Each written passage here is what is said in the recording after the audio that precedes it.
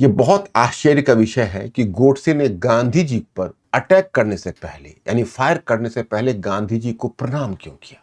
ये पूरी दुनिया को चौंका देता है। लेकिन मैं आपको बताऊं कि अपने कोर्ट मुकदमे के समय नाथूराम गोडसे ने स्वयं खुलासा किया कि वो गांधी जी की बड़ी इज्जत करता था, उनके व्यक्तित्व को महिमा में मानता था और मानता था कि बड़े ही महान व्यक्ति थे, एक व्यक्ति के रूप में उनकी महानता का कायल था। लेकिन उनसे उसका राजनीतिक मतभेद था। वो मानता था कि गांधी जी का जो राजनीतिक समाधान है वो राष्ट्र के लिए नुकसानदायक है और वो अपने आप को राष्ट्र का एक तरह से राष्ट्र के हितों के रक्षक या अपने आप को राष्ट्र के महान रक्षक के रूप में देख रहा था, जो नाथूराम गोडसे की बड़ी भूल थी।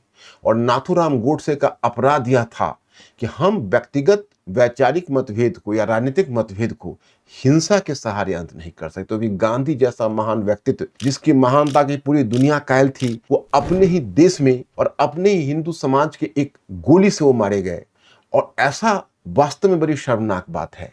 लेकिन फिर भी मैं जब सोशल मीडिया पर आज देखता हूं तो मुझे आश्चर्य होता है कि नाथूराम गोडसे की बहुत सारे समर्थक ऐसे हैं जो नाथूराम गोडसे के पक्ष में लिखते हैं।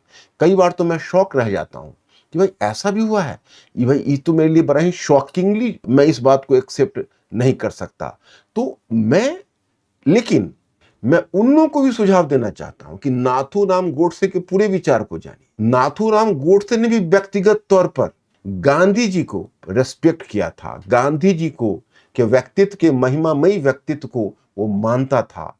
तो आप कम से कम गांधी जी के लिए सम्मानजनक शब्द का तो प्रयोग करें। आप यह तो माने कि अगर आप ऐसा मानते हो कि गोडसे, तो गोडसे से कम हिंसा उसका वर्जित कर दीजिए। लेकिन गोडसे जो गांधी जी को आदर करता था, इतना लोहा तो मानिए।